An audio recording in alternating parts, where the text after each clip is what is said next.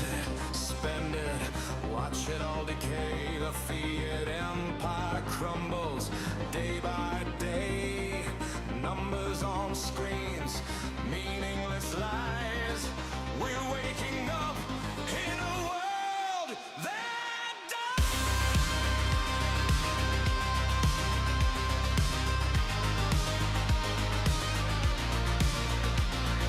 cash in my hand, it's losing its weight. Prices soar while the bankers dictate. Groceries cost a fortune, wages the same. Inflation's a monster feeding on the game. Central banks laugh, the market's a joke. LED candles flicker, the old system broke. Hoarders unite, miners ignite. The blood exchange shines like a neon light. Paper crash, burn the old ways. Crypto rises from the blaze.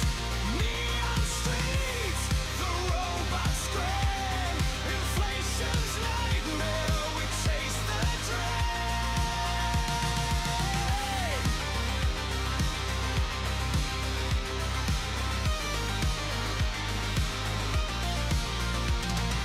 Every note printed, every coin lost. The fiat machine accepts its cost. Digital rebellion, ledger in hand. We reclaim the future, make us stand. Smart contracts fire, the chains hold tight. Decentralized power, the only right. Otaku warriors, neon and steel. Crypto salvation is how we feel. The numbers climb, the world decays. Markets tremble in the neon haze. AI brokers watch, but they can't control. The ledger is ours, it saves our soul.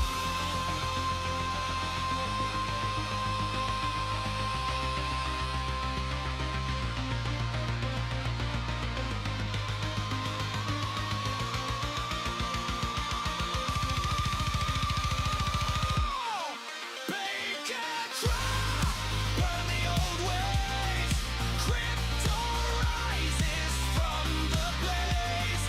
Neon streets, the robots scream. Inflation's nightmare, we chase the dream.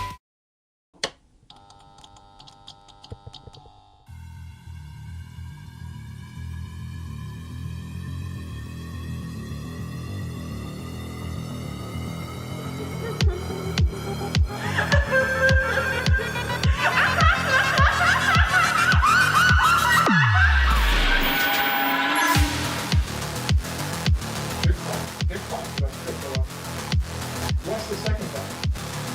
There is no second pass.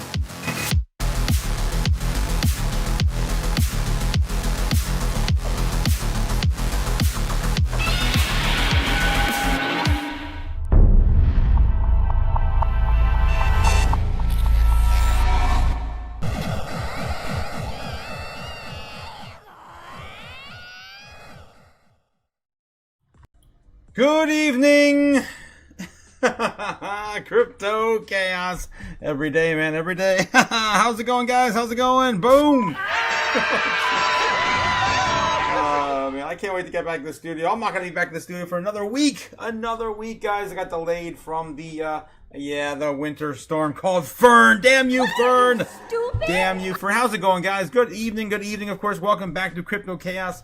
Of course, I'm your host, the Crypto Otaku, bringing you, of course, all of the chaos in the crypto space, where you guys, of course, come for the news, but you stay for the chaos. How you guys doing? How you guys doing? What is up, G-Dog in the house? What's going on? Milk Money. Milk Money's here to happy Feed the Fire Friday. Yes, we finally made it, guys. This is going to be our first Feed the Fire Friday night. That's right. Finally, we did it. We did it. And we now have a Patreon where we can facilitate live open mics with the community. It's awesome, guys. I cannot believe we finally made it. We're here.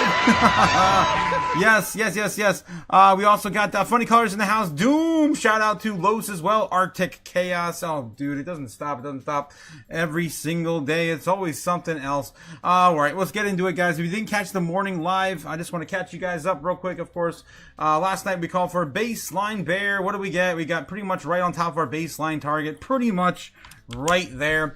But a little bit, of course, bearish, of course, as I did not think we were going to break back up here before the market opened. We did, however, later, after we left off the live stream, about an hour and a half later, we did actually break back out above the golden pocket. We haven't been back up here, guys, since before Davos barely started, basically.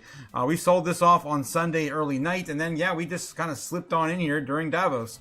And then we kind of just slipped on our way out towards the pushing our way outside of the dip again towards the end of Davos. So I think that that says something right there.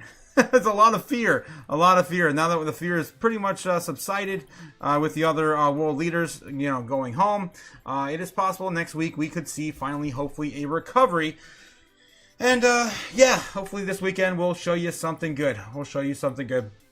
All right, guys. So yeah, just another quick little recap as well as we get this thing started. We still did not touch the juicy center of the golden pocket. That's still completely untouched as of this evening. That is right around 86.5 to basically to get us in there, and then the juicy center is right around 85K. Yeah, and we haven't touched any of it. All right, guys. We're going to catch up with you guys in the chat here in a second. But before I do, let's take a look at the order books. How you guys doing tonight? Are you happy you finally made it to Friday? We made it to Friday. All right. So, yeah, first things first. Let's go into the order books, of course, brought to us by Kim, by the way, Snowline, for free. What are you, Don't pay for something you get for free, guys. Exactly. Don't do it. We have enough stuff we pay for every single day. All right. So, taking a look here, we're taking a look at the order books, zooming on in, and yeah, it's pretty much the same spot we left off this morning, although as of 24 hours it went by, you can see that we have a little bit more, just briefly, a little bit more added to it today as well. The Bears are a little sad. They didn't get a chance to send us down there during Davos. As of today, though, this is from... yeah, pretty much the start of today. We have added in pretty much all of this area here. That is pretty awesome. As our new level of support, pretty much holding 89K. I think we lost a little bit back down to like 88 briefly today. Yeah, right here, briefly today. But for the most part, 87, 88 is holding in pretty well. We haven't seen a slip off in a while. So I'm still looking at the overall area for us to bounce. If they do want to send us back down over the weekend, maybe Saturday with another weird like Black Swan-like event. We haven't seen one of those in a few months. So if they wanted to do that, there'll be a good chance to do it. Send the market into a hizzy. We're definitely going to be watching for whale games with the big exchanges like Binance, Coinbase, BitGet, and what was the other one? Wintermute, as they sold off a huge chunk that sent us into this entire hissy fit from the very beginning of this month. That's the only reason why we have this correction now, is because they sold that off into the beginning of the week of Davos. And then Davos, of course, we just kind of got that going. So we'll see how this reacts, but I'm just kind of watching the order books as this develops. And we are still putting in a little bit more higher positions as we're moving things along, and a little bit on the lower end as well. I would say a little bit more towards the higher end, moving the goalpost, as they have not been able to take us down to Pound Town yet at the 85, 86K level. All right, Golden Pocket's still holding in, guys. Still holding in. Let's get back in the chat. How you guys doing tonight? Happy Friday, guys. Happy Friday. Gamma God is coming in. Good evening. Good evening, Gamma. Happy Friday, GG. Yes, Taco and Chaos fam, hope everyone's doing well. Let's get this money. Yes, soon.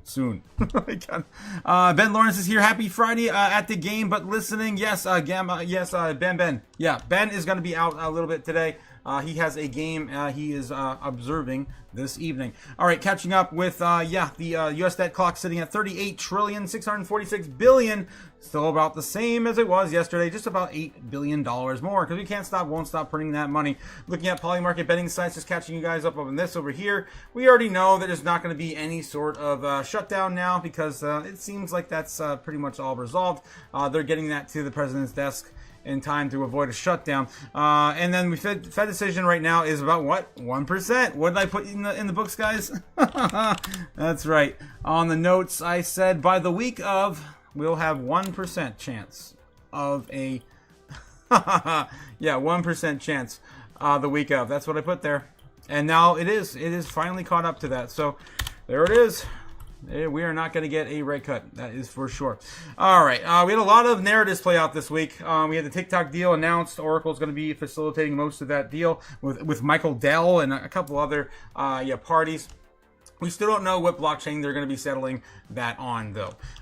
We also have who's going to be nominated for Fed chair. Look at this. Rick Reeder now. Oof. I was talking to you guys about this last night. Rick Reeder now is flipped. Kevin Warsh, Christopher Waller, and Kevin Hassett, number one pick right now, sitting at 51% of Polymarket.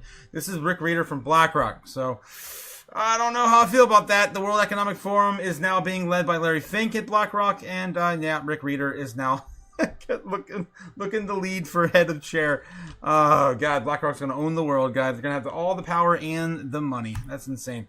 Fear and greed sitting at 52% or 52 on the neutral for the stock market. We got crypto right now. Fear and greed coming in at 25 in extreme fear, just 1 point higher than it was earlier today. Let me refresh that for, of course, crypto does not sleep.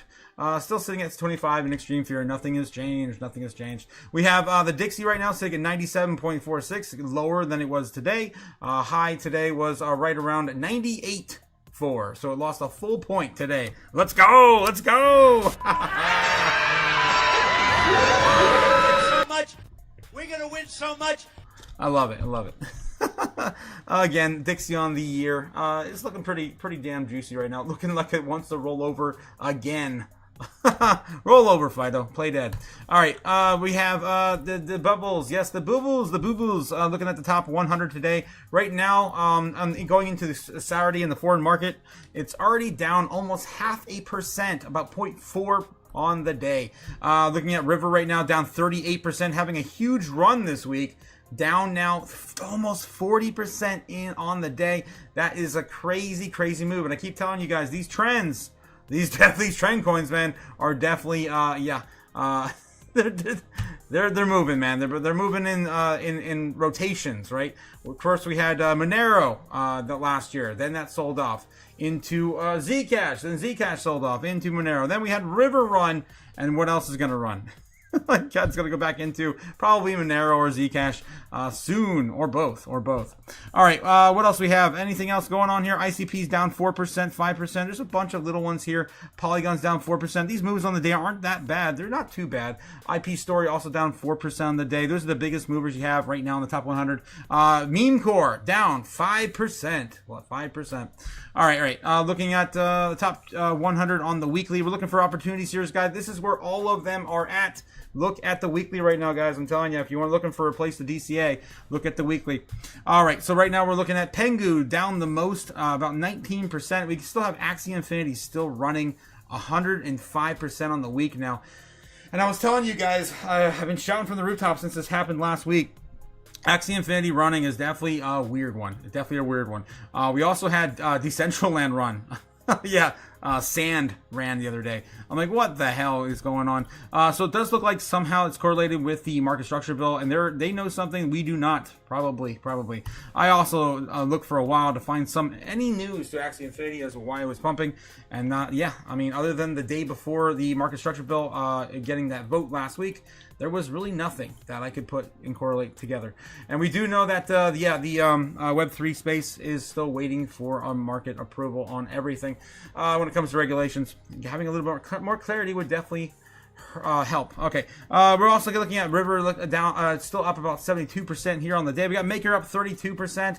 The biggest opportunities right now, I'd say, if I had to pick some, because it's all over the place, it's kind of scattered. We're looking for 15s and 20s. This morning I've been talking about ICP, almost around 17% off. SWE, almost about the same as well this morning, about 17% off. Those are probably some of my top picks this morning, but I mean, it's choose your own adventure kind of day. There's just a lot here, but we're losing a bunch of them as time goes on. Most of these are getting closer to 14s now, 11s, 10s. Nothing quite near my criteria of 15 or 20 oversold on the weekly. Looking at the monthly, and of course, there's nothing here. All the opportunities are gone, guys, except for midnight. Now sitting at 29.9, just barely, just barely noticeable here in our, of course, 30 to 40 range on our top oversold assets. Doing the same thing over here in the top 200 as well on the daily. We've got Kaya up 36% on the day. Seekers down 32, of course, selling off after its launch over on Coinbase. And then, yeah, some other big movers, pretty much the same as we saw this morning. Sand, yeah, finally coming back down after it just pamped for no reason, up to about 30% here on the weekly and the monthly. Looking at the weekly here, speaking of which, we're looking for 20s and 30s, or yeah, 20s and 30s for the most part. I'm sorry, 15s and 20s. Oh, man. Let's see, SPX is down 30%. That's the most oversold right now if you're into that coin. Fluid's down 25, DCR 26, Fartcoin 20%. Wormhole, about 20 as well. That was one of my top picks this morning. I do like me some Wormhole. And then everything else is just kind of closing the gap between 14 and 10. So nothing huge there. Runner-up would be ZBEC right now, oversold almost 14.4%. Not quite meeting our criteria of 15% on the weekly. Pith also about 13.9. There's definitely some good runner-ups here. But running out of assets and running out of time, guys, if we do start to recover into February, March, you might want to have a position going. And it might be about that time now. It's right now, altcoin season's about shit or get off the pot. And yeah, moving into the later months of this year, February and March should start to show us what direction we're going to head in. All right, looking at the market cap dominance for Bitcoin, still sitting right around 60% dominant. This What? entire idea of Still. like 60% dominance is bullshit, ridiculous, stupid, right? It is. It's ridiculous. I mean, we're still here. It's climbing, man. It's climbing. We had a high today of 59.85. Crazy. Still, of course, with the King Crypto. 3.02 trillion market cap. There's still nothing different in market cap today. We had a nothing burger kind of day.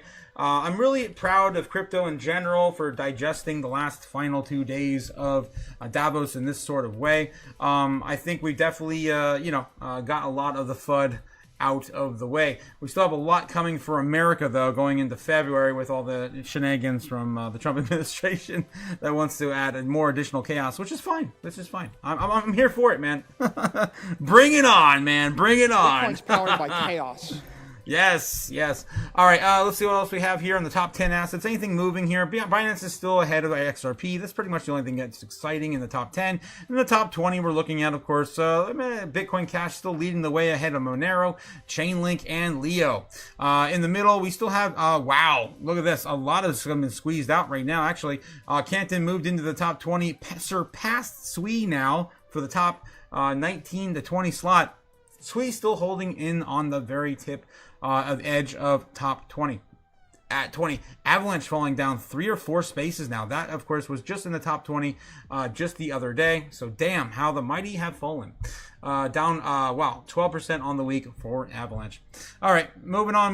What else we got? We have, of course, my favorite thing to share with you guys every single day, and that's where the amount of Bitcoin are on exchanges still for Bitcoin.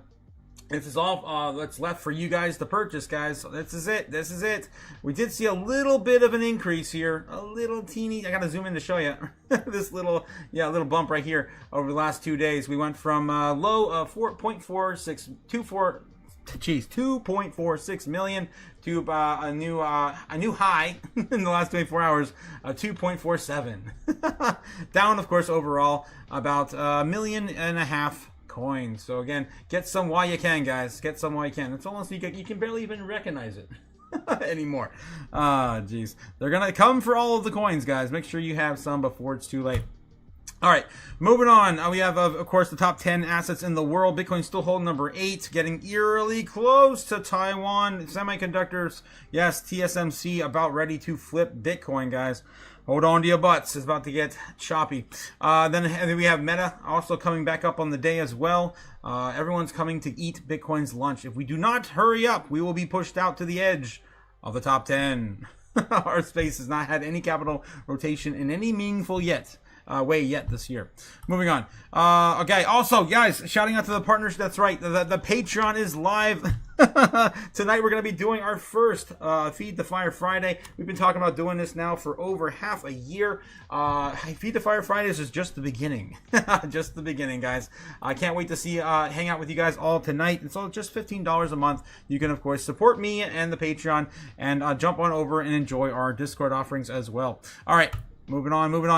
Let's see. What do we got for crypto news today? I went through, and it's kind of lackluster, but we're going to get into some of these headlines. Before I get any further, silver right at the opening of the live stream was sitting at about $103. Where is it currently? $103.30. Still going. Holy crap, dude. I bet Brave is really ecstatic right now. Really ecstatic. Hasn't even had a pullback since Thursday. Nothing since Thursday. It's just ripping, man. It's just ripping. At some point, they're going to shut the valves off, you would think. Yeah, and we have gold sitting at $5,001 US per troy ounce. Yep, it's going, guys. When's Bitcoin's turn? When's Bitcoin's turn? Someday. We're so behind. All right, let's get back in the chat real quick. How you guys doing? Lobster or crab, says Nebs. Lobster or crab? What the heck, guys? How's it going, Nebs? How you doing tonight? Stupid storm named Fern. Yeah, stupid storm named Fern. That's what I'm saying. Same thing, man. Same thing. I had to delay my trip a week because of Fern. I can't complain. I'm going to be in Florida for another week. Okay, yes. We got to go big up in Vegas. Got to live it big up. Go big two up. But what the hell? Oh my gosh, Nabs. Well, traditionally, Bitcoin doesn't really perform during the convention. That's usually how that goes. And even on a post-halving year, I think maybe one time it did actually perform.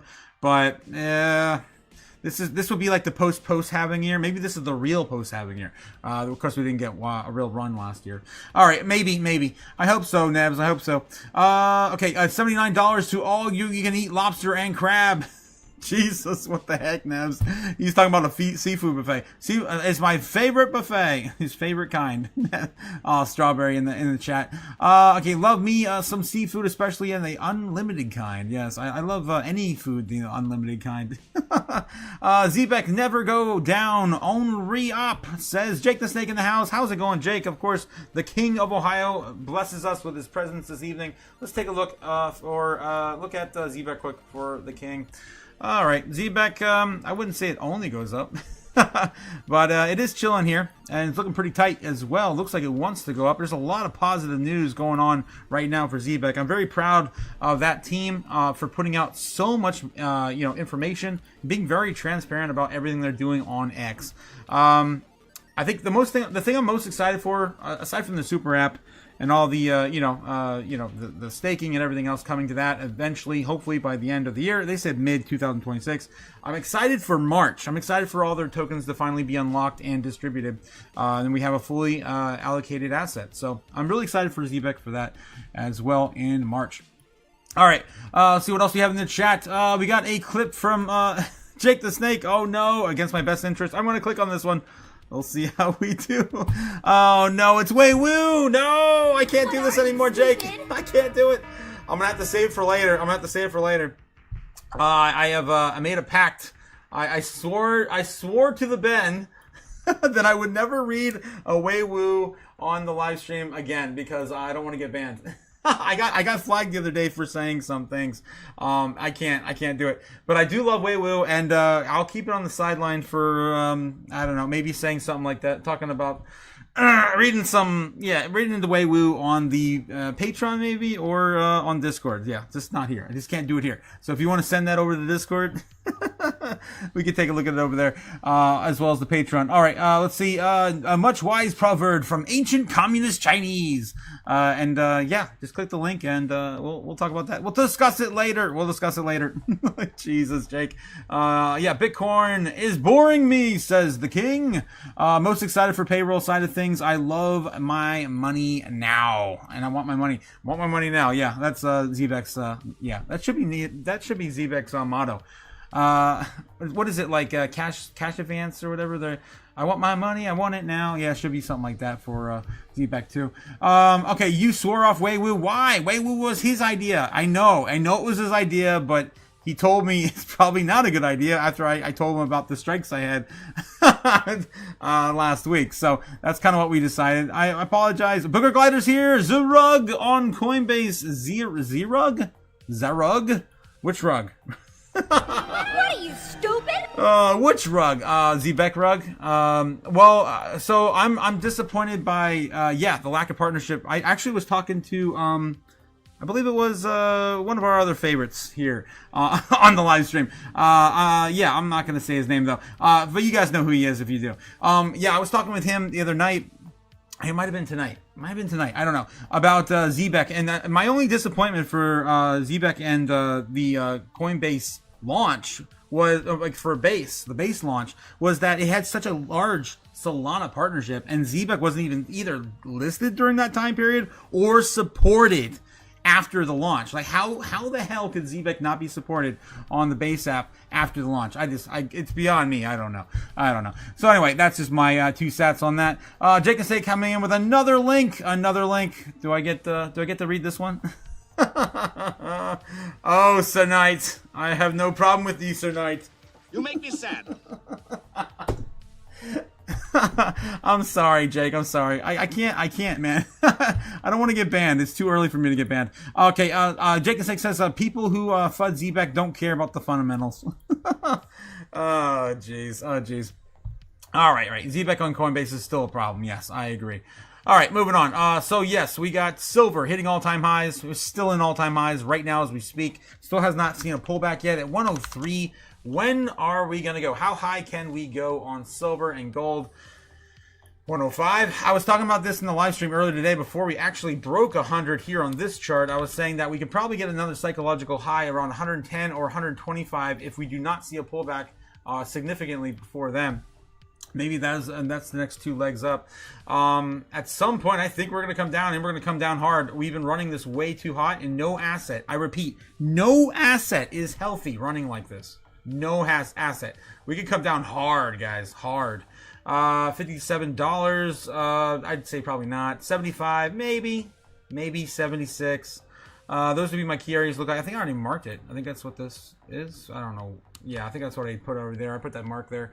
Right around 77, 75, something like that. I think 75 is probably a really good round number psychologically to come back and return to. That's just my 2 cents. Again, any asset, like I said, it's unhealthy to run this fast up. All right. So yeah, that's what I'm looking at. Possibly in silver's future, maybe 2 weeks. I mean, what if it just keeps going? 96 would be the first retracement. I mean, it hasn't had a pullback since then. So maybe that's the first test. The second test would be about 75, maybe 80. Yeah, maybe 80. And we're just kind of building legs down at that point to find some level of support. Gold, though, is insane in the same boat, man. Same boat. Yeah, it's crazy, man. Crazy. Yep. And 4,600, 4,670. Holy crap! This all the way up. 4,800. Yeah, I mean now we're just talking about silly numbers, and of course now it's sitting at $5,000. First pullback would be right around, of course, 4,900 and some change. Probably 4,900 flat. Something like that. Yeah, right around there. All right, we'll see how that plays out into the coming weeks. Over the weekend, I'm pretty sure people are going to FOMO. We haven't seen any videos on X of people going around buildings again, right? So maybe we have to wait for a few more of those videos to come out, and then we'll see a correction like we did last year. All right, but as of right now, man, the threat of not owning something besides the dollar is real. Please, guys, get off of this shit. Don't hold this stuff forever. It's going to go to zero against all of the real world currencies we have, like gold, silver, and Bitcoin. All right, moving on. All right, let's go. Silver hits all-time high, but what does it signal for Bitcoin's next move? Okay, silver surged to fresh all-time highs as of $101. Now it's sitting at 103.5. The rally has been building for months and accelerating sharply in January 2026. Silver has now surpassed gold as the best-performing asset in the current macro environment. Guys, if you have silver from the beginning of last year to now, you've already more than 3x. I'm pretty sure at that point. I think it was like $35 at the beginning of last year. Bitcoin, however, has not followed the same trajectory, at least not there yet. Divergence that raises a key question for crypto markets. What does silver breakout say about Bitcoin that could head to next? Why silver is surging? Silver's rally is not because of driven by speculation alone. It's because the broader shift in how global capital is positioning and rising uncertainty. Don't forget also the requirements for these freaking robots and data centers. Don't forget that important narrative as well. Over the past few months, and especially in January, investors have increasingly moved to defensive assets. Key drivers include escalating geopolitical tensions, including renewed trade disputes from unresolved conflicts in Eastern Europe and the Middle East, concerns over the U.S. fiscal sustainability and rising government debt, growing unease about the tariffs and global trade fragmentation. And this environment, capital typically flows into the hard assets perceived as stable stores of value. With gold and silver historically at the top of the list, silver's all-time reflects this defensive positioning. Falling real estate's expectations are supporting metals. Markets are pricing in multiple U.S. Federal Reserve rate cuts in later in 2026. The expectation has pushed real yields lower and weakened the U.S. dollar. For precious metals and this powerful tailwind, silver does not yield interest, and so lower real rates reduce the opportunity of cost of holding it. Also, a weaker dollar makes dollar-denominated metals cheaper for international buyers. The dynamic has been one of the strongest contributors to silver's momentum in January. Structural supply story is amplifying the move. Unlike gold, silver is facing real-world supply restraints. The silver market has been in structural deficit for several consecutive years. Most silver production comes as a byproduct of mining other metals, limiting supply and flexibility. That's absolutely right. We were talking about Japan right now, mining under the ocean. Silver is just a kind of mixed in there with other metals that they're resurfacing from the sea. The U.S. recently designated silver as a critical mineral, prompting the strategic stockpiling of tighter inventories. As demand rose, available supply failed to keep pace, pushing prices higher and faster. All right, so why has Bitcoin not rallied alongside silver? Despite sharing some income or macro tailwinds, Bitcoin has lagged silver's move. The gap is not unusual and is historically consistent.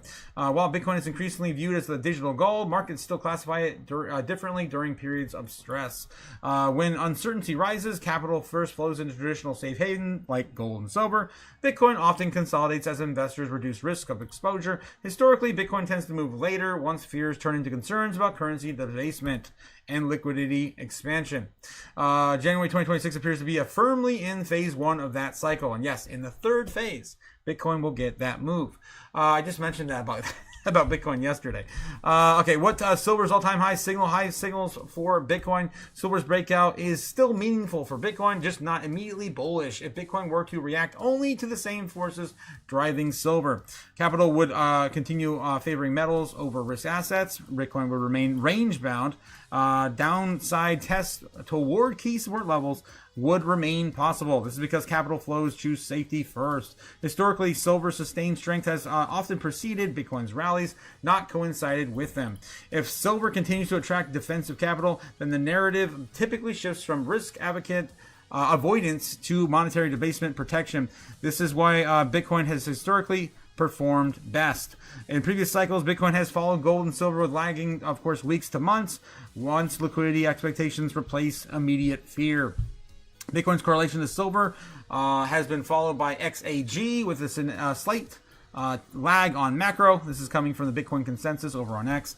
Silver has been seen a massive price increase as of lately. This means that we can see Bitcoin appreciate following this particular move up not financial advice. Of course. All right, so of course the key triggers to watch for Bitcoin's next breakout. For Bitcoin to turn decisively bullish based on silver's signal, one of the following must occur: actual fate rate cuts, not just expectations; a sustained decline in the dollar, which we're still seeing as of this year; escalating fiscal stress and reframes Bitcoin as monetary hedge against the risk assets, which is still the idea everywhere, of course, as we see it. Silver's all-time high suggests the conditions may be forming, but they are not fully priced into Bitcoin yet. Again, historically, silver and gold absorb the first wave of defensive capital. Bitcoin tends to follow later once the evolves into concerns about currency debasement and liquidity expansion. So be on the lookout, guys. It's coming. It's coming sooner than you think. Sooner than you think. When will then be now? Soon. As soon as the end of the year. Binance plans to bring back tokenized stock trading after 2021 retreat. So they've been out of the game now for quite a few years, and they're looking to get back in after seeing the success from Solana and others. The exchange shut down its earlier effort under regulatory pressure, but it's now back to exploring offering tokenized equities on this platform. I think it actually got kicked to the curb around the same time that the American Binance establishment got kicked out of America. It was in like 2022. Binance is weighing on the revival of stock tokens and digital representations of shares that can be traded in fractions of the blockchain after shutting down a similar product in 2021 under regulatory pressure. Rival exchange OKX, Coinbase, and traditional players like the New York Stock Exchange and NASDAQ are also exploring stock token offerings, signaling renewed interest in tokenized equities across the financial industry. Significant legal and regulatory hurdles remain as pending U.S. crypto market structure legislation and existing securities rules could slow or the constraint of a rollout of stock token products. Binance is considering bringing back one of the tokenized stock trading on its platform after banning the product in 2021. Stock tokens are digital representation of the shares in public companies. Instead of owning a whole share of Apple or Microsoft, the investor can buy a fraction of a share and hold it on the settled blockchain, mirroring the real-time price on the underlying asset. Again, much like any other asset here in crypto, you can, of course, break it down into fractions like Bitcoin. Binance is committed into bridging traditional finance and crypto, expanding user choices while maintaining the highest regulatory standards. Since last year, we started supporting tokenized real-world assets, and we recently launched the first regulated TradFi perpetual contract settled in stablecoin, Binance spokesperson said to CoinDesk. All right, so yeah, they are going back into it. And obviously, there's been a huge success story with, tokenized stocks here in the States. Robinhood's getting involved in a bigger way now. Of course, Coinbase is jumping on in. We've got Ethereum building it literally from the ground up for 24/7 trading on the blockchain. Moving on. What else we have? Senate Agriculture's Committee market structure bill draft peppered with Democrat pitches. This is a good one, guys. I'm so tired of this freaking narrative. When will it end? Save us. What are you, stupid? One of these days it'll end. The latest draft of the major crypto legislation has begun to be targeted with the amendments as the Senate Agriculture Committee approaches its hearing next week. This will be the final week, guys, of January, and they're going to have a meeting on the 27th. It's in our calendar. Proposed amendments to the Senate Agricultural Committee crypto market structure bill have been posted, and the Democrats filing the pitches are seeking to push a number of the points they sought over months of negotiation. The Democrats' amendments include proposals for banning senior government officials from profiting off of crypto interest, and demand for filing the Commodity Futures Trading Commission before the new rules can be put into place. The committee markup hearing bill is currently scheduled for next week, the 27th, guys, the 27th. All right, and that's pretty much where I'm going to stop there, because I'm tired of reading about this every single day, and we pretty much know there's nothing really leading up to this as of right now, unless we see it over on X. The real news is over on X. All right, guys, let's catch up with you guys back on the chat, and then we're going to get into another article here in a second. What else do we got from you guys tonight? Booger Glider says, join Otaku's Patreon open mic tonight. That's right. Yes. Thank you so much, Booger Glider, for shilling for me. Yes, we have, of course, the open mic live tonight. It's the first time ever on our Patreon. We just launched this week, guys, so it's all, of course, just beginning. I can't wait to grow the community stronger with you guys in the near future. Jacob Six says, go right on your Substack about it. Jesus. Yeah, you all nasty. Ben Lawrence and Jake going back and forth again in the chat. Oh, what else is new? 3-on-1, big man, says Ben. Okay, Jake and Six says, anyway, I'm out. I just wanted to pop in and say hello. My favorite chaos basement dwelling, Florida man. Thank you so much, Jake, for stopping on by tonight. Ben, yeah, says you're mean. You have to literally team up with Los to fight me. Oh, geez, you guys are crazy. Okay, Los says, that's the untreated ringworm smell I smell. No. Break from My Freedom smells like a propane factory. I had to fall back. Oh my gosh, you guys are nuts. McFreedom's cooked in Venezuelan oil. Ooh, there is an allegation. McFreedom! Oh, jeez. That's a tough one, man. That's a tough one to beat. You definitely don't. I know McFreedom doesn't have tallow, beef tallow. That's for sure. Yeah, he should start taking a role from Steak and Shake's playbook and start paying his employees in Bitcoin. All right, why you so work there? What? It's the employees getting high. That's the problem. And McFreedom's Los. Oh, come on. We hand out an adult joint with every adult Happy Meal. Oh my god. I can't anymore. We're gonna get banned. I gotta stop talking about this stuff. Alright, Lowe says the fight chickens and the loser has to cook their chicken and serve it to the public. Oh my god. This is ridiculous. Neb says big up, and in a Vegas restaurant with $79 all you can eat lobster and crab. We gotta all eat there. You crazy bastard, Nebs. You don't think they're gonna have food at the convention? Ben Lawrence says they got sock fights in there too. We got that sock fights too. Guys, don't forget we're also gonna be at Bitcoin. I keep forgetting. I'm talking about it. I'm forgetting it. We're going to be, of course, at Bitcoin 2026. That's right, Bitcoin 2026. If you guys want to come out and meet the Chaos crew, we're going to be there. If I can find the conference. You don't want to pay, of course, at the door. It's going to cost you probably $500 by the time Las Vegas, the convention jumps off there, and it's going to be around April. So April 27th to 29th. Make sure you get the tickets before to the door. As of right now, I think they went up to like $300, right? $300. Let's take a look. You can also get a bundle, $350, about $350 right now for the general admission pass at Bitcoin 2026. All right, guys, can't wait to be there. I've been planning to go every flipping year since 2021, and I have not been able to make it, so I'm so excited to finally go this year.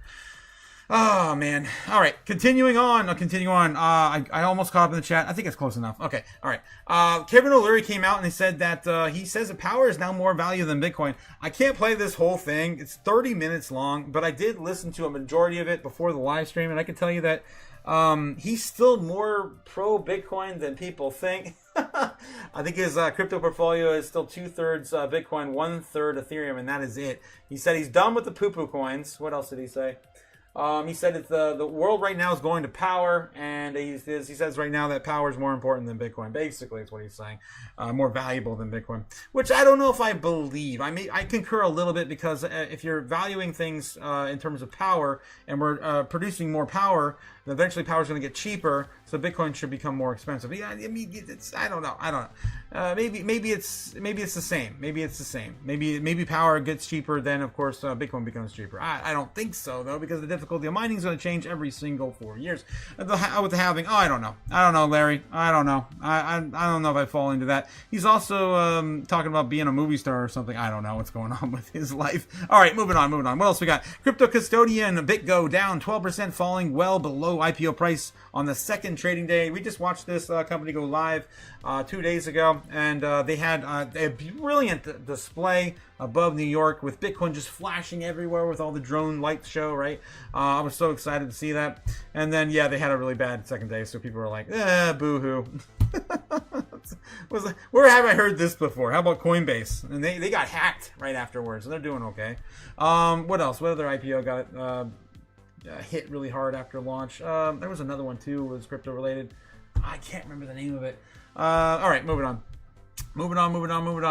Totally absurd. Circle CEO rejects bank run fears over stablecoin yields. Let's take a look and see what this is going on over here. At the World Economic Forum, Circle CEO Jeremy Allaire rejected claims that stablecoin yields could spark bank runs, pointing to money market funds and broader shifts in finance. I thought this was a really interesting article, because we're always talking about how the other side of it, people doing bank runs, and I was worried by Waller who was, in the running at one point. He's definitely not anymore for Fed chair. And he was saying at the last meeting, the SEC crypto innovation and digital payments, meeting with the SEC, he was saying, oh, no. The banks should be the only ones that can generate yield through stablecoins. And he even outlined bank runs, how it would be impossible to do now because they could just click a button and then boom, send all the stablecoins as they need to the banks as soon as possible overnight. And to prevent everything. Right now, it's harder to do with the legacy system. So I'm just like, now we're going to see the other side of this. I want to see what Circle has to say about that with, of course, USDC and other stablecoins. Jeremy Allaire says, CEO of the publicly listed stablecoin issuer Circle, said interest payments on stablecoins do not pose a threat to banks. Speaking Thursday at the World Economic Forum at Davos, Allaire described concerns that the stablecoin yields could cause bank runs as totally absurd, citing historical precedents and existing reward-based financial services already in use. Allaire's comments came amid heated debate over stablecoin yields, including in discussions over the U.S. Clarity Act, which aims to establish federal market structure framework for digital assets. Allaire points to money market funds as a historical parallel. Allaire pointed that the government money market funds as a historical parallel, noting that they faced similar warnings about draining bank deposits, yet it has been around for $11 trillion money market funds that grew in various different circumstances. Allaire said, adding that this has not been stopping the lending. Meanwhile, lending is already shifting away from the banks toward private credit and capital markets. In the U.S., much of the GDP growth over multiple cycles has been funded through capital market debt, not bank loans. He said, we want to build our models for lending that build on top of stablecoins. Circle CEO says stablecoins are not only viable money for AI agents. Allaire says, also highlighting the artificial intelligence as a major driving factor for future stablecoin adoption. He says that billions of AI agents will need a payment system, 100%. They will need a payment system, adding that there is no other alternative other than stablecoins to do that right now. I mean, crypto in general. There's no other solution other than cryptographic technologies to do this, because you have to have something that is digital, that is programmable for these AI agents to, of course, do thy bidding. Right? Not just AI agents. Eventually, it's going to be robotics as well. All right. So, yes. So that's what's proven the scale of exchanges of stablecoins. The next frontier, state-level tokenization of assets, crypto as investable payments rail, and AI agents transacting autonomously using crypto as their native currency. Guys, the future is here. It's coming faster than you think. Bitcoin enters early bear phase as 84K becomes the key Bitcoin level of support. Ain't that the truth?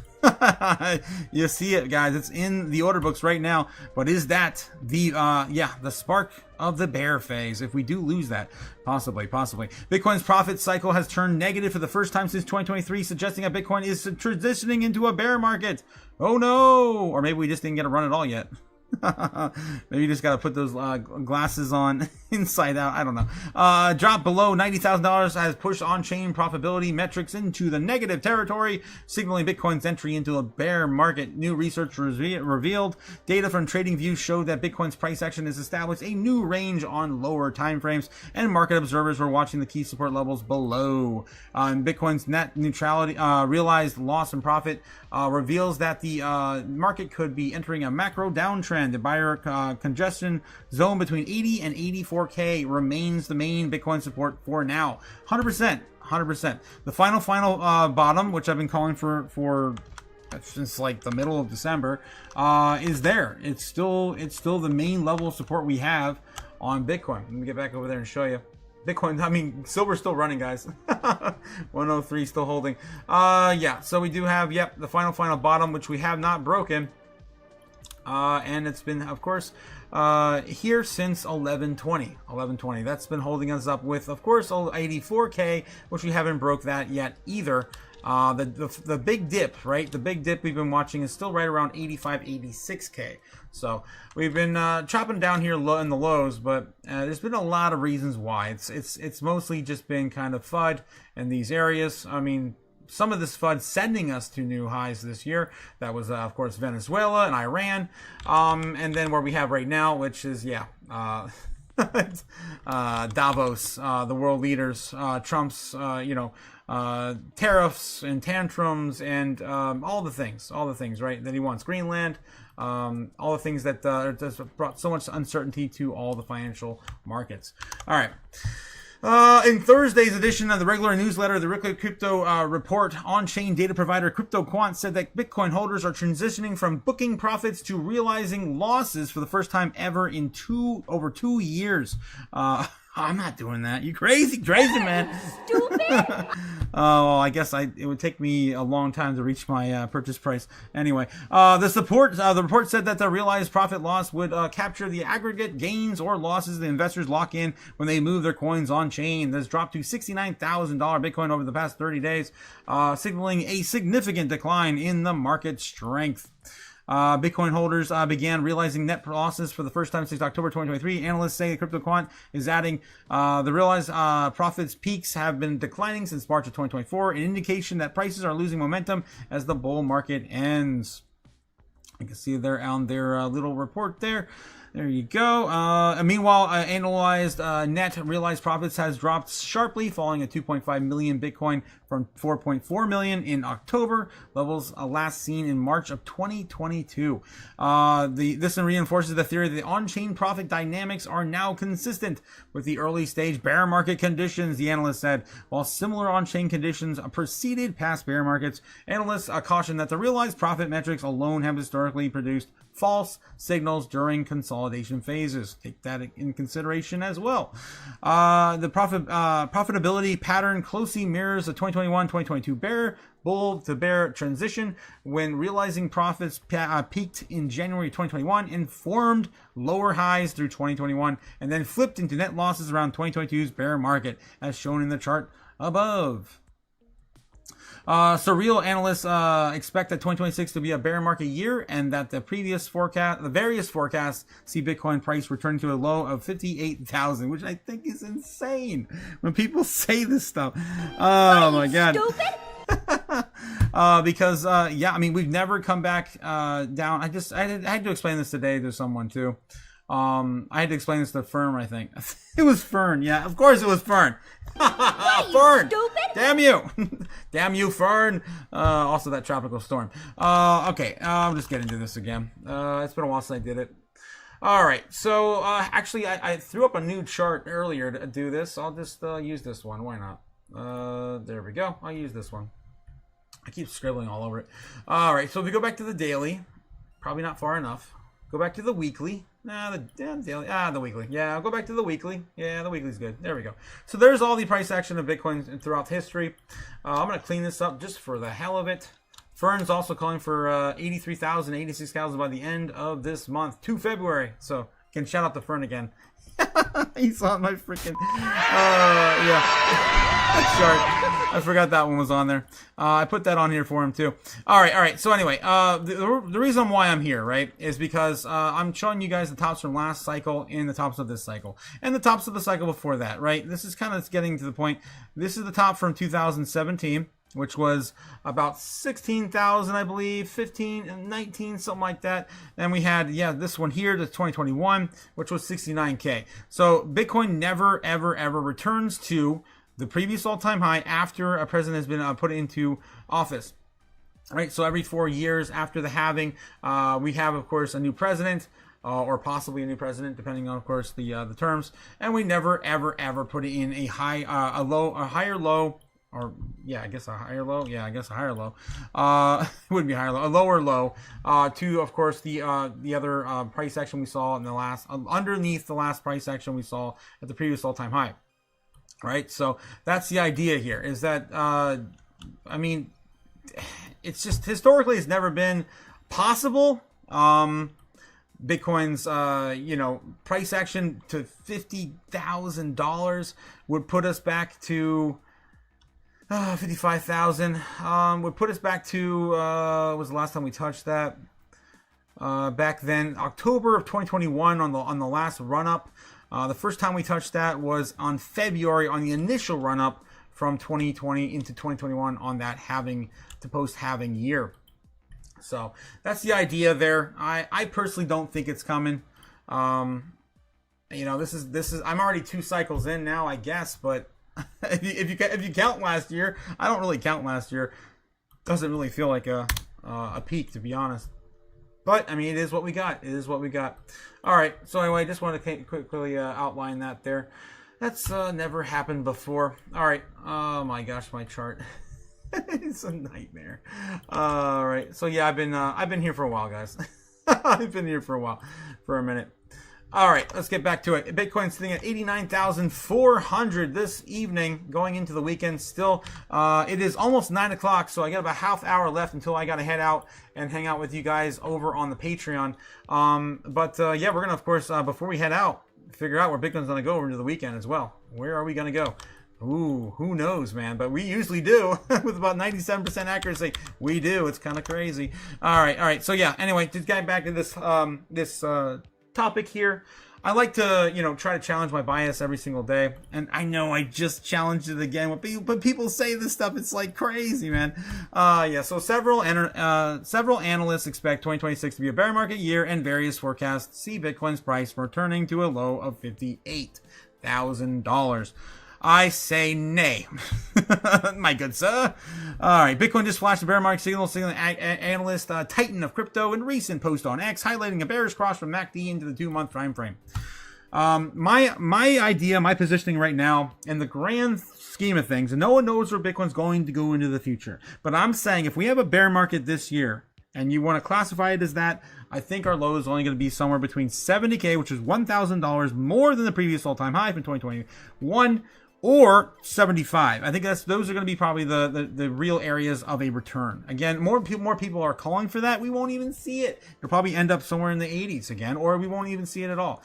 That's usually how this works with psychology in the markets. I know because I lived through both the last cycles where 2021, everyone was calling for 100K, 100K, 100K, 100K, and we only got 69,420. Right? What are you, right? stupid? This last cycle, psychologically, we were calling for 200. Everyone was calling for 200, 200, 225, 250, 200, 200, 200. And we got 125. I mean, psychologically, if everyone calls for the same thing, we're never going to get there because the orders have to, of course, set themselves up in a way that makes sense to also come to that fruition. So that's just my 2 cents. I like to talk about this. It's a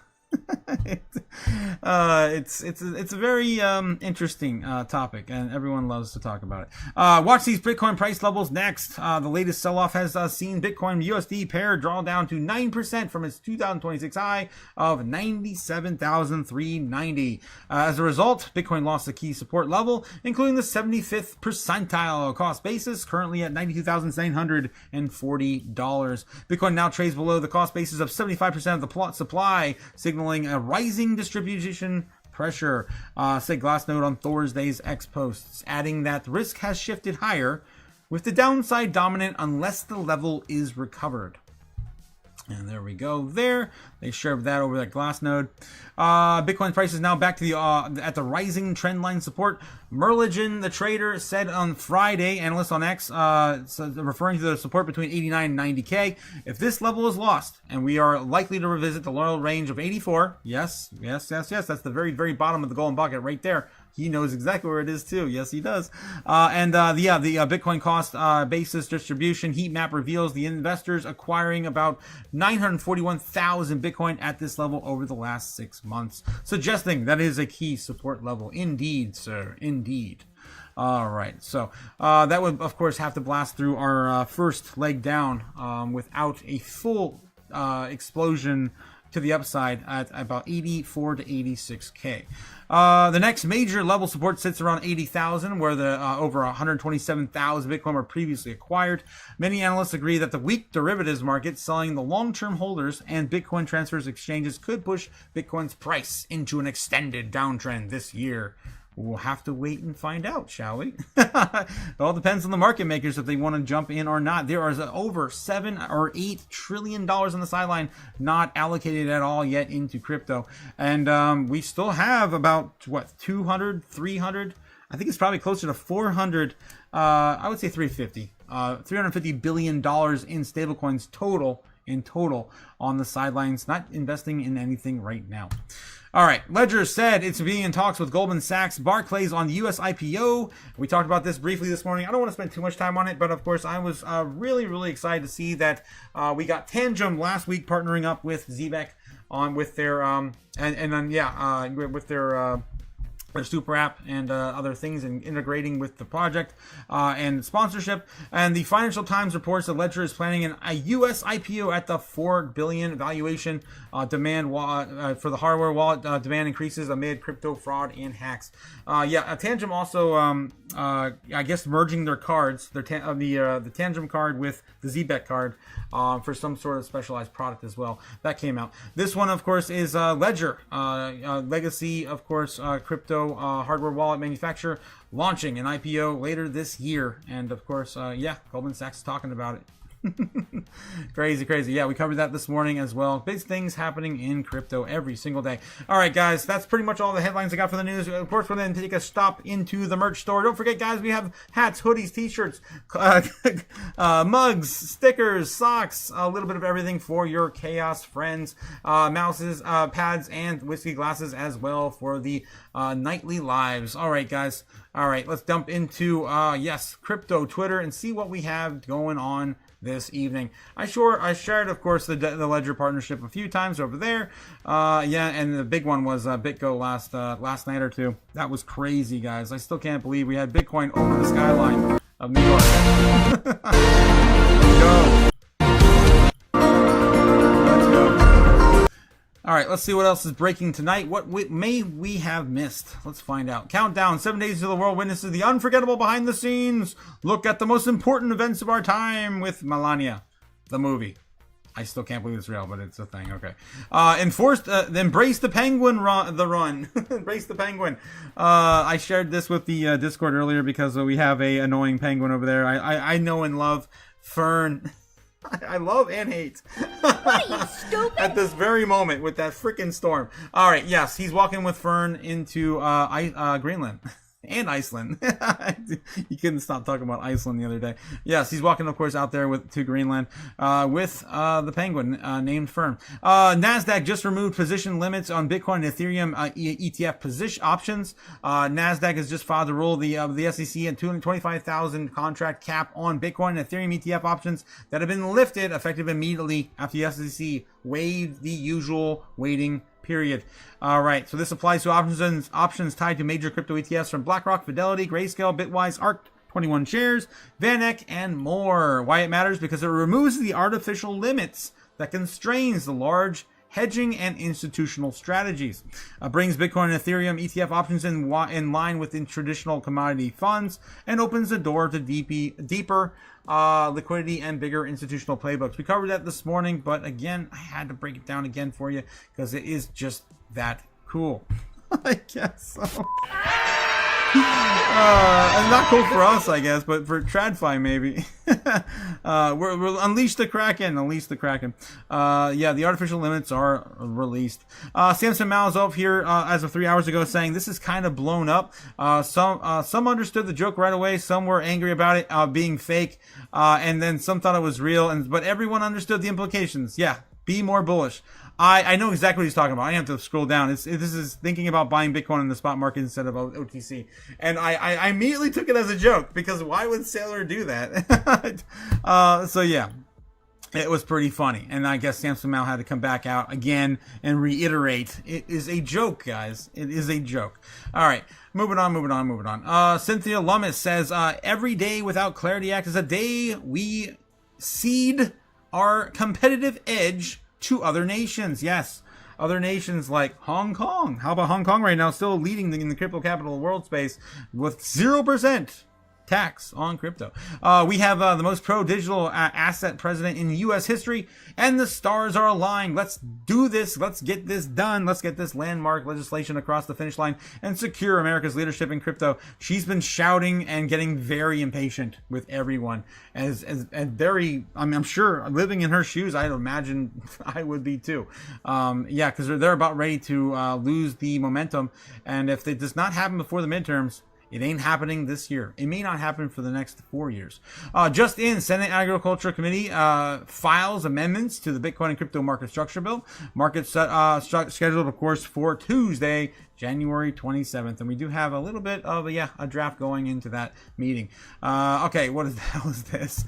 Adam Shemeka saying this is going to be like watching Bitcoin skip 20 to 900K and go straight to 1 million. That's how we always talked about it. That is insane. So that must be one of their high-speed rails over in China they're comparing to Bitcoin. Don't blink, it'll be gone. Yeah, that's insane. I actually clipped it. That's pretty crazy. All right, the agenda for Bitcoin corporations in 2026 is live, says Michael Saylor. This year, we're focusing on the 3 pillars of the digital economy, digital capital, digital credit, and digital money, coming from Michael Saylor. He's going to be having a bit of a summit for Bitcoin for corporations again this year. Last year was interesting. I remember, I think it was in 2024, and one of these conferences, I think it was Bitcoin Corporations 2024 or 25. Maybe it was 25. I don't remember anymore. He was. Oh no, that was. I'm thinking it was. Yeah, it was big. It was probably 2025. He was stating that, everyone's just too late. Not too late to the party, but still too early. I don't know. He was also looking at making a treasury company into a bank at one point in 2024. I'm probably just getting my history mixed up. I need a drink, guys. It's been a long week. Oh man, $500 silver if you want it. What the hell, Max Kaiser. Okay, Noor bin Laden, Davos 2026 was accelerating the financial reset happening behind the scenes. Ooh, I didn't see this clip. It's a 3-minute clip here. She says the private discussions around the World Economic's new leader, Larry Fink, yes, focus heavily on stablecoins and CBDCs, pointing towards a future where financial transactions are fully tracked and controlled. Yes, sir. All right, so I'm gonna share that over on my X account. If you guys want to go over there and watch it, it's about 4 minutes long. Don't have time to get into it right now. We got to get over to the Patreon live, guys, in about 25 minutes. All right, Wall Street, Tom Lee coming in saying Wall Street has built and launched products on Ethereum's 2026. It's evident that Wall Street needs a reliable and battle-tested common blockchain. To me, this Ethereum and why we view this as the future of finance. Right, so BlackRock and Ethereum is anchoring Wall Street as tokenization race. And of course, he has tagged that on there as well, Tom Lee. Fidelity says that Bitcoin would be entering a decade-long super cycle. Decade-long super cycle coming from Fidelity, as people are saying we're going to 55K or 58. A small step in helping America get the crypto capital of the world by giving access to the 3rd largest crypto. Okay. So that's coming from CZ here. As filed with the Securities and Exchange Commission on January 23rd, 2026. That's today. The United States Securities and Exchange Commission. Registration statement under the Securities and Exchange Law, the grayscale BNB ETF. All right. Moving on. Florida just introduced another bill to create a strict Bitcoin reserve and to convert 10% of the state funds to Bitcoin. It's the same thing we read the last 3 days. The same exact thing. What was it for? It was for Idaho. Not Idaho, Idaho. Rhode Island. Yes, Rhode Island saying we're just introduced a bill to create a strategic Bitcoin reserve to convert 10% of state funds to Bitcoin. And then Kansas yesterday. And then I think this will be the 3rd bill that Florida's actually put in to get this done. So it's not the first one, but I mean, it's every day, man. Every day we're getting the same thing out for another state, almost every day. Right now we only have 3 states that don't have any bills. We don't have Idaho, Nevada, and Alaska. I think those are the last 3 remaining. We also had Tennessee this week as well. So again, 10% of the state funds to Bitcoin. All right, are we caught up? Oh, Jesus. As of 4 hours ago, Tom Lee just flagged the real risk for 2026, not fundamental, not earnings. Fed transition, policy uncertainty, tariffs policy, mid-year market drawdown. I feel like we covered something almost exactly like this morning as well. All right. Jack Mallers. It's been a long time since I talked about Jack Mallers. Ripple is spending millions to undermine America's strategic Bitcoin reserve. They're fighting against Bitcoin. Do you understand the threat now? I do not. I do not follow. I did not get any wind of this. I'm going to share that with you guys. Maybe you can watch it later. Maybe I'll watch it as well. It's about 5-6 minute clip from my boy Jackie Mallers. All right. I think that's it, guys. I think that's it. Well, I say that, and I didn't know CZ was at Davos. No. That can't be it. No, that was a long time ago. That's an old clip. Okay, moving on. I'm over it. Let's get into the normies, guys. The normies. How's the normies doing? I'm gonna catch up with you guys before I read the normies because I am behind. I am behind again. Damn it. All right. Let's take a look at Bitcoin real quick and get to you guys in the chat. Bitcoin getting really tight here on this particular trend line. Wow. All right. Let's see. Lady Jake, what? Simpson Shrimps. That's actually a really that's a good name for a restaurant. Simpson Shrimps. Oh my God. Oh man. Shilly. I'm wearing my yes crypto. wow, your CC hoodie. Wow, that's awesome. Chaos Crew hoodie. That's awesome. Brave Army Freedom has got a Crypto Chaos Crew hoodie. That's awesome, man. Yes. Ben Schuller got a shout out for the X this morning. Check me out there too, says Brave. Neat profile, says Ben. Of course, you guys are going back and forth with exchanging some info there. Who's queen for a day? That's what I want to know. Is Lowe's queen for a day? What? Ben Lawrence says queen for a day. Braveheart says I already knew you were pulling my main chain because I have overdeveloped the intuition, and that's why I know you, Freddie Wap. What the hell? Jake from Steak Farm. Oh boy, that Jake. Yeah. Okay, I'll be a good neighbor. Says like a good neighbor. Braveheart is there. Oh my God. You guys are ridiculous. every freaking day. Lawrence, yes, Ben here saying I'm Benny and Jenny. But just don't know it yet. You just don't know it yet.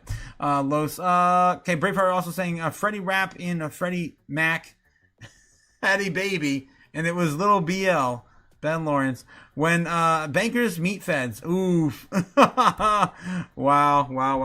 All right, guys. We got to get into, the normies. Let's check in and see what's going on with the normie search history for today. Were they looking up anything relative to our space? I can tell you, probably not. Not in a very large capacity. All right, let's take a look and see what they're looking up. They're still looking up riding wedding captured. That was in the headlines. I still don't even know what the deal is with that. I've been completely ignoring that noise. I don't know what it is. Skyscraper Live, Netflix, free solo. I don't know what that is either.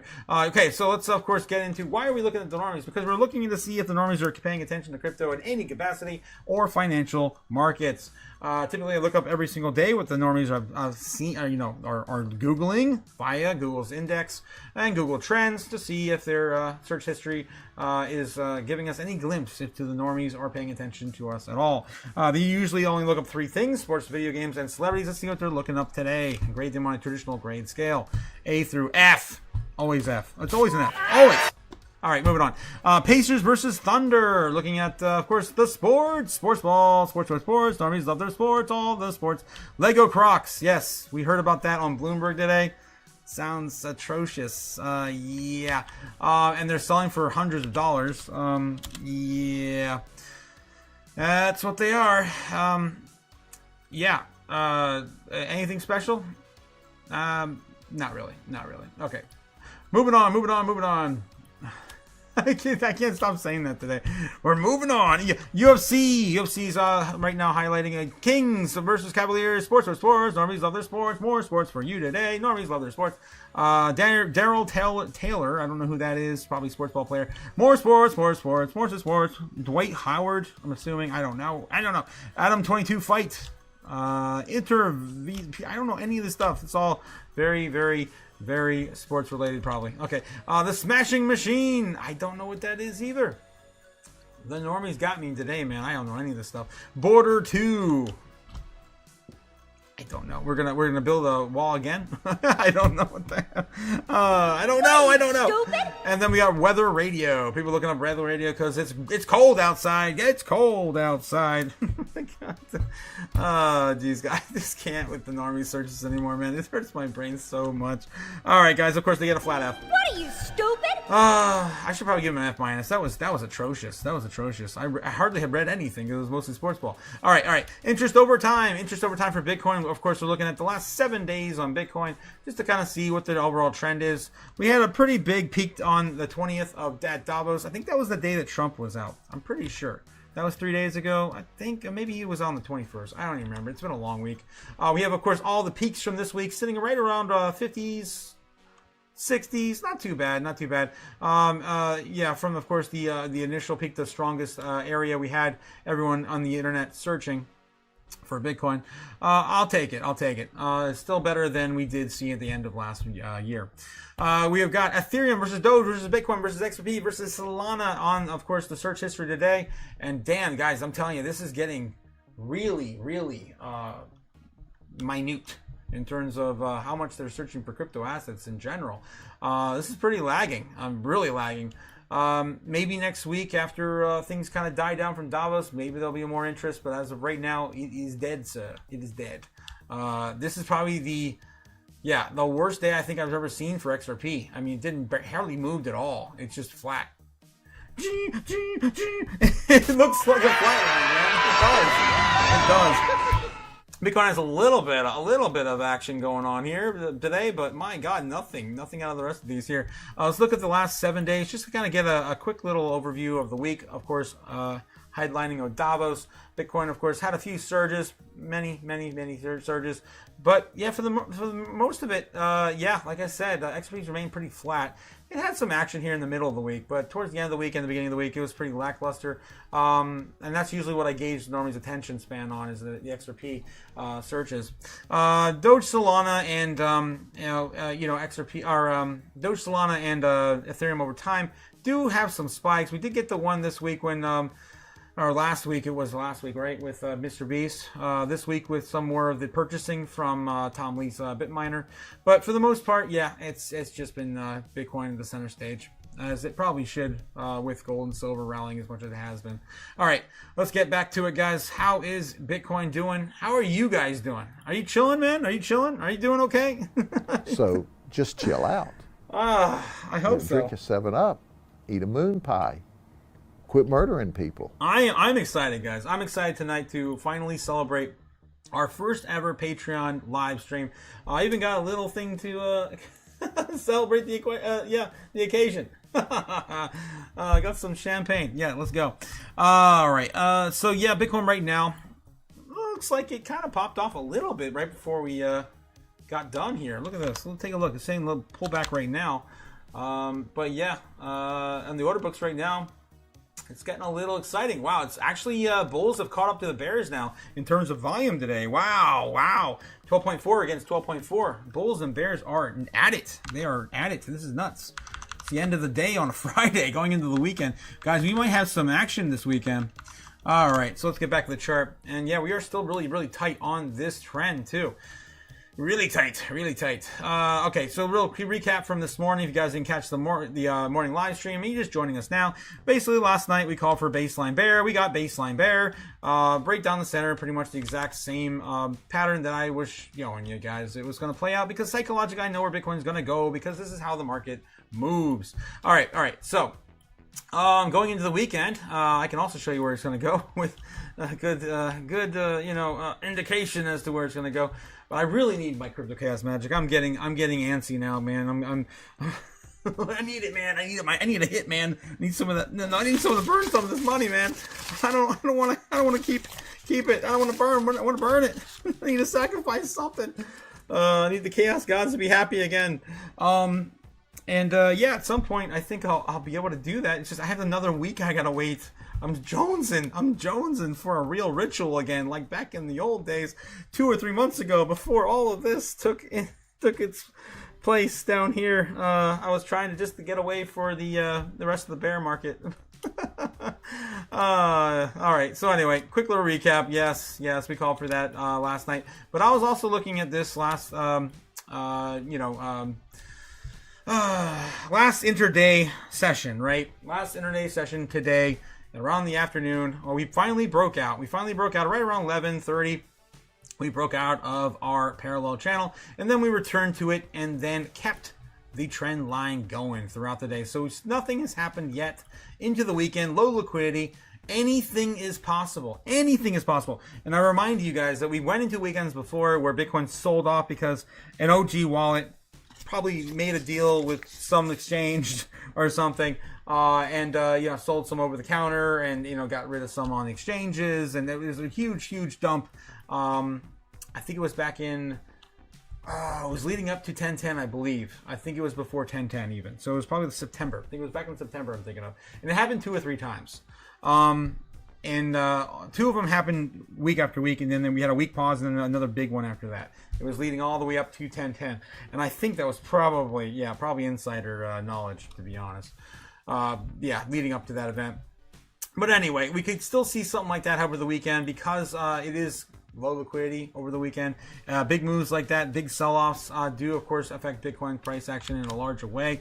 But ignoring that, aside from Black Swan-like events, where is Bitcoin going to go into the weekend? Let's clean up what we had, of course, from this last day session, and then, of course, show you where we're going to go into the weekend. I got to get all my ritual sticks set up in place. Of course, this is 9, 12, 3, and 9, all represented for you guys. So you can, of course, track the Bitcoin price action with me while I do it.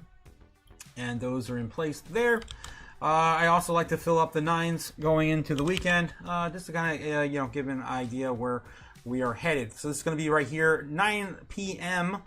on Saturday. So that's in America. These are all going to be in America time zone. But again, on the other side of the world, we have, of course, inversely, roughly close enough, we have the foreign markets doing the same thing inversely. So this is going into Sunday there, and we're going to go all the way out to Monday morning. Here we go, Monday morning right there on the board. And here we go. We're going to do it. All right, guys, without any further ado, because I do got to get over there here soon, we're going to have our, first ever Patreon live over on the Patreon. I've got to get that all set up, and we're going to do that at between 10 and 10:30, depending on how long I take to do this one. All right, before I do it, let's catch up with you guys again on the chat, and let's, without further ado, let's go and see what you guys are chatting about again now.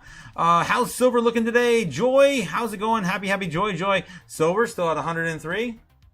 Yes, Silver's still at 103, guys. Not bad. Could be better, though, says Brave. It could be better. It could be better.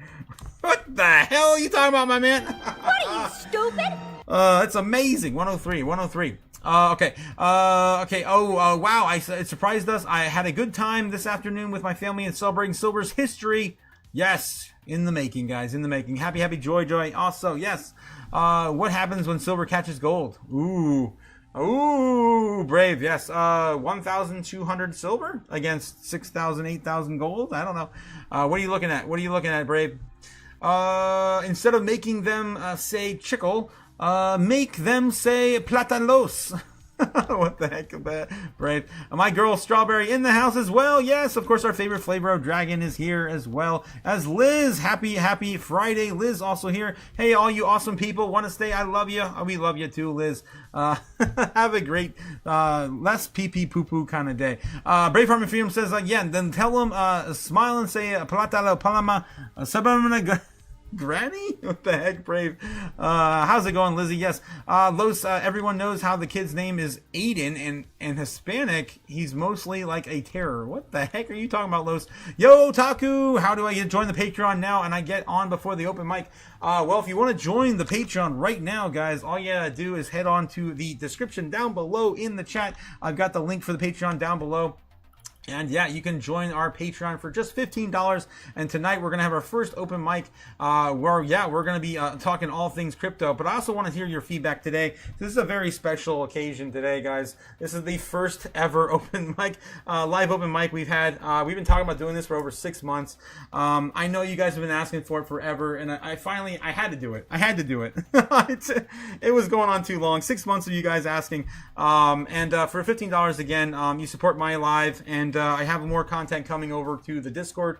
I'm trying to put together kind of like a beginner, kind of like walkthrough, just kind of basics for crypto beginners, and of course a friendly space for you guys to all hang out. So again, I appreciate your feedback. I've been listening to you guys all week. Thank you so much for contacting me and let me know how you feel, and yeah, what we can do for you in the future. All right, thanks again. Yeah, Braveheart, that is how we do. Liz also saying it must be, say it in the capital letters, Wiener. Oh my God. Yes, that word too. I forgot about that word. Yeah, that's right. Liz also likes to say that word too. It's pee poo poo poo and wiener. Oh my God. I forgot. Braveheart Freedom says IRA meets MS-14. Oh boy, wow. Okay, oops, I meant make this guy. What the heck, Brave? All right, guys, we got to figure out where's Bitcoin going likely this evening into the weekend. All right, just kind of looking at the order books right now. We're getting a little bit more selling pressure at the very moment.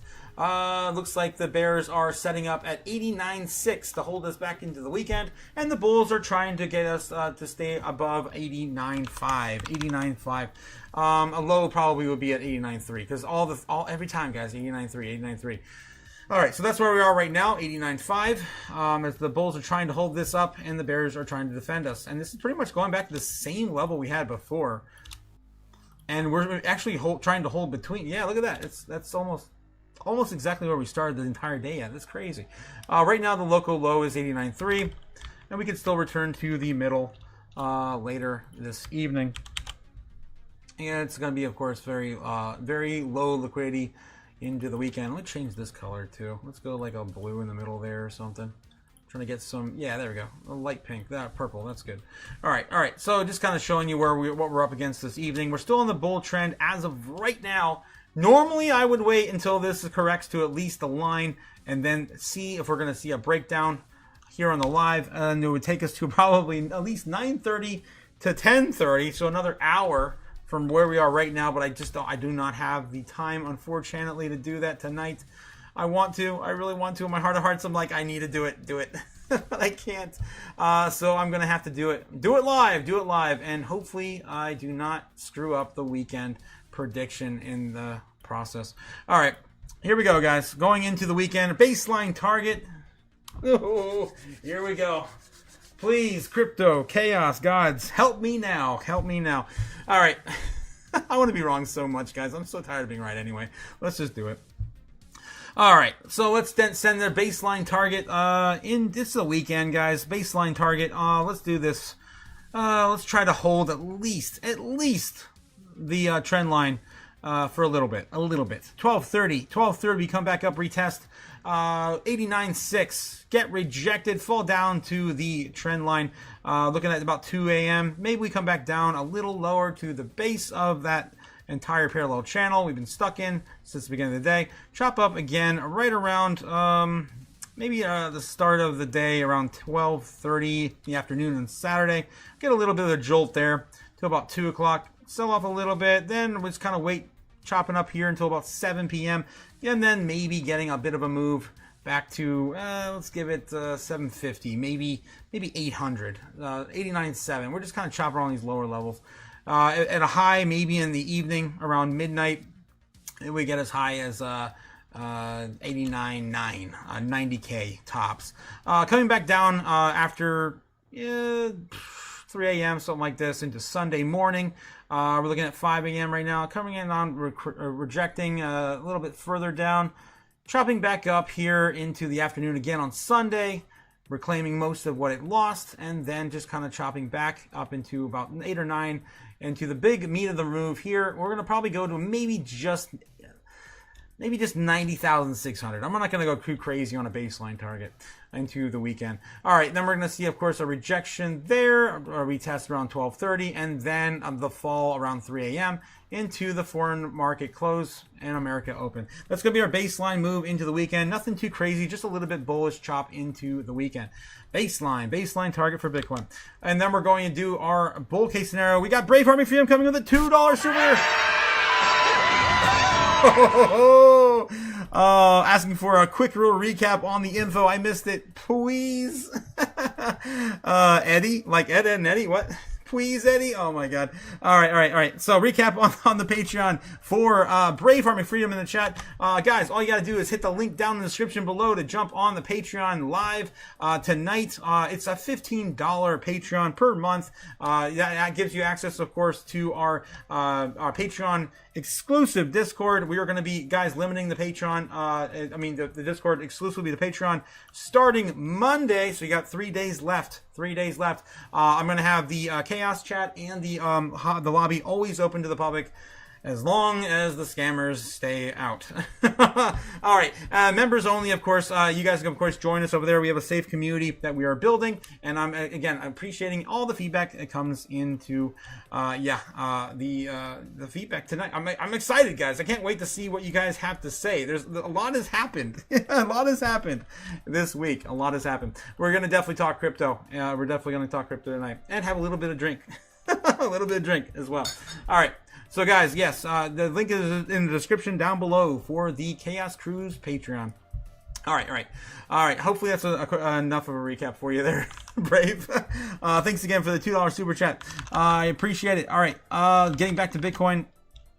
Bear case scenarios next. Bear case scenarios for Bitcoin. We're going to lose this pretty quickly.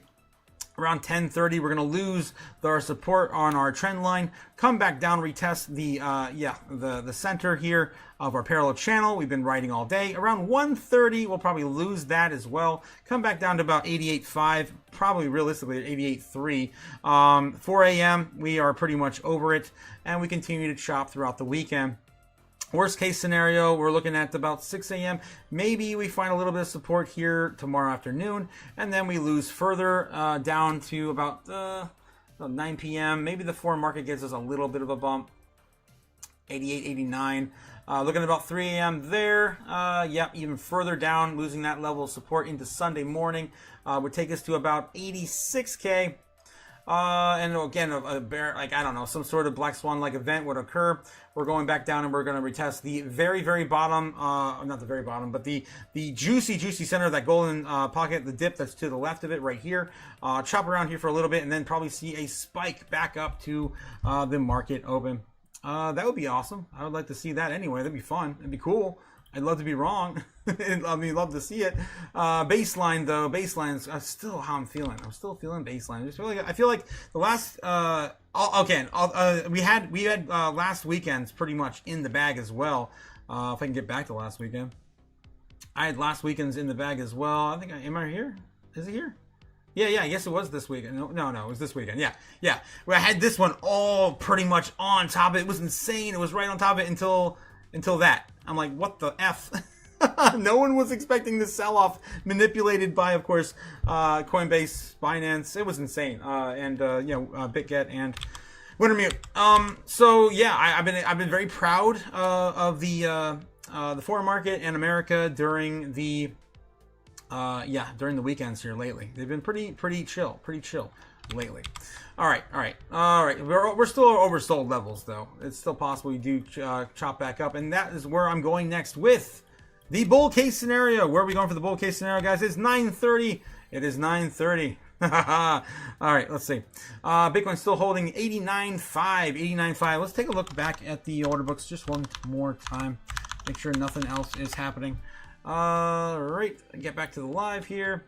Of course, this is brought to us by Kimba the White Snow on YouTube. Don't forget to hit the like and subscribe here on my channel, but also his as well, if you don't mind, please. I do like me some Kimba. All right, still chopping around here, and I can't even get this to load. Yep, and I just want to quickly look at the volume. Overall volume right now sitting at 12.4 and 12.4 respectively. The bulls and the bears are locked in horns and fangs. All right. 89.5, 89.5. All right, bull case scenario for Bitcoin right now. All right, let's say by midnight tonight, we're going to come back up and just for some reason explode. 90,400, 500 being retested, 1230 break out. See that somewhere right around 91K. Let me see 90,900. Then let's see a rejection from there. And if we continue to run into the weekend, maybe some correction over the weekend and some chop. And then we're looking at higher levels into Sunday.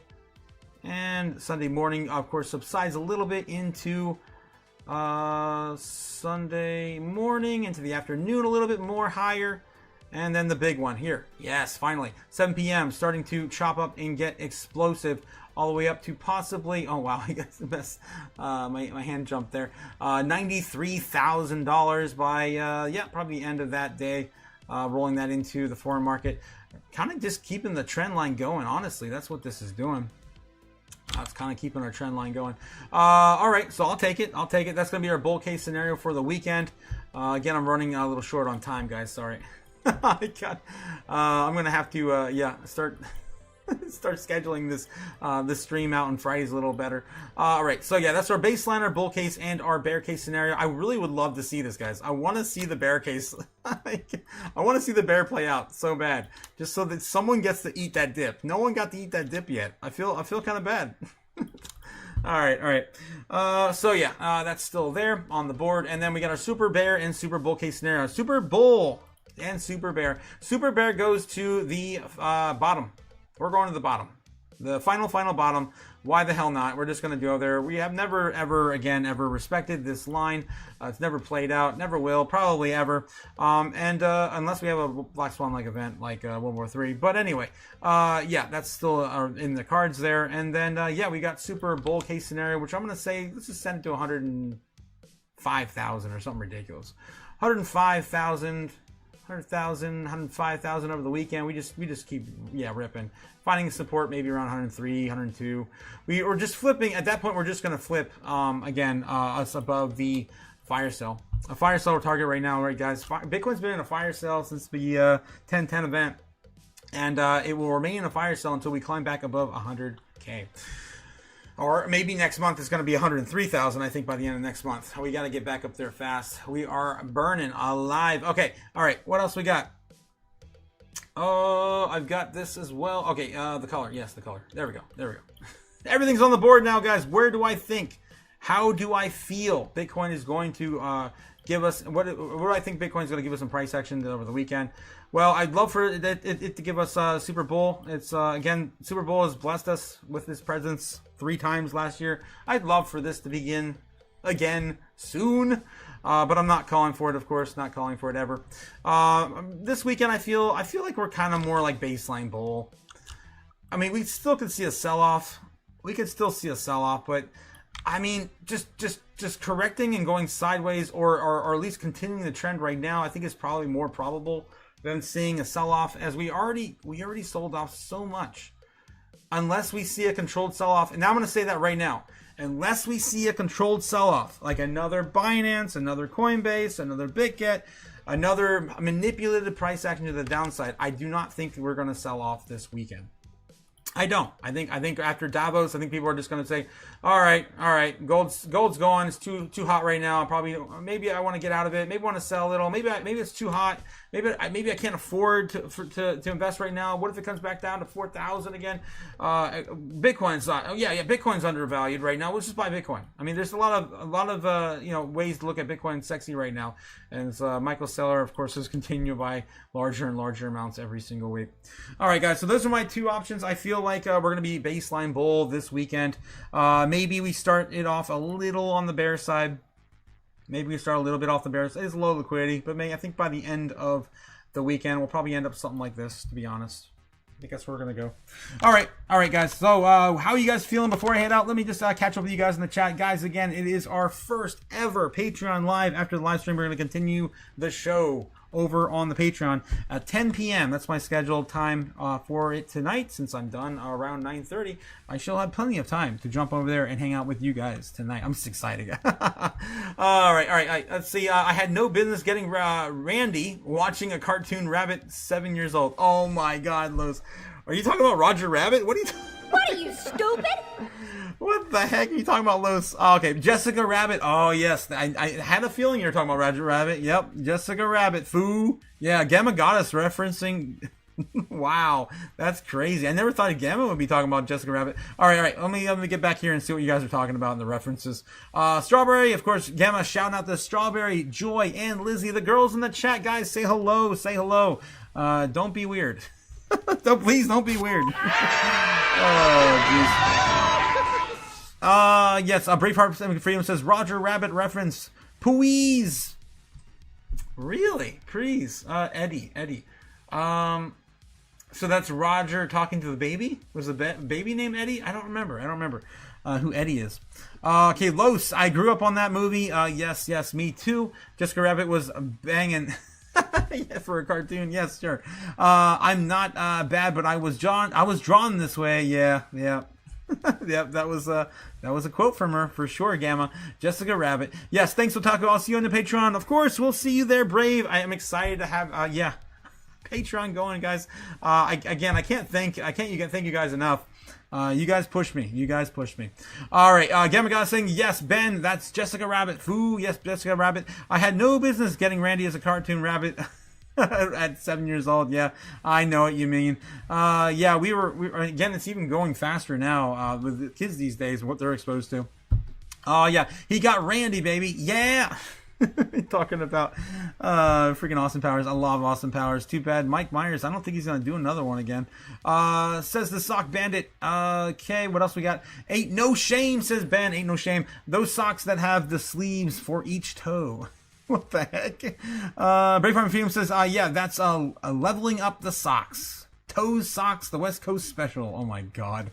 What happened to West Coast Hot Pocket John? What happened to the West Coast Hot? I don't know what the hell you guys are talking about. Brave Army Freedom says, over my head. I heard about some John guy that liked to fight, but never saw it myself. Okay. Sockin' and Poppin' says Ben. Flat over the all weekend, says Hidden Bowl. Yeah, probably gonna be flat over the entire weekend.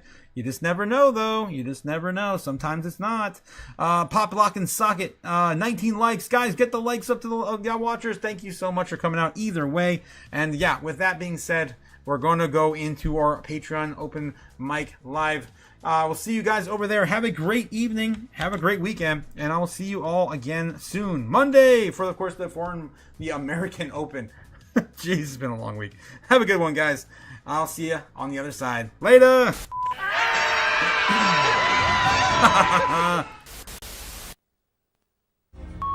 Fly me to the moon, let me trade among the stars. Let me see what freedom's like without money and gold bars. In other words, hold my king. Oh! In other words, let's make history. Oh, fill my world with more songs and let me bottle forevermore and more and more and more and more and more. Hollywood talking and more. In other words, I choose you. In other words, I love you.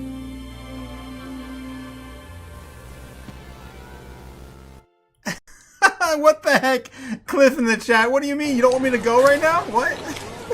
I feel like I just need to really listen to my inner instinct. And my inner instinct says, don't go right now. Oh, what the heck? What the heck, Cliff? I gotta go, man, or else the Patreon, we won't be able to do our first open mic live. What the heck? Oh yeah. Oh geez, Cliff. Crazy, man, crazy. Thanks again, Cliff. Shout out to Cliff, guys. Again, Cliff this week blew my mind. He blew all of our minds, really. Cliff donated the most of the live stream in 2 days flat than I have ever had, probably in a single month. Cliff, I have no words for how much I appreciate the love and support, my man. But, oh my God, yeah, it's insane. If you guys weren't hanging out with us the last few days, it has been a riot. Thanks so much again for all the contributions you've done. Again, everyone, thanks again for all your love and support. And I will see you guys all on Monday. That's absolutely right, Milk Money. Keeping the lights on, man. Definitely keeping the lights on, for sure. I will see you guys all again soon. Have a good night, and we'll see you on the other side on Patreon. Yes, we're going to be there in about 20 minutes, guys. 20 minutes. So again, be there, be square on the Patreon tonight. Later, guys. Later. I'm gonna see you soon. So soon, guys. Where are we gonna make that money, too? Would make myself zillions of bucks. That's enough money to buy my own country, or my own planet even.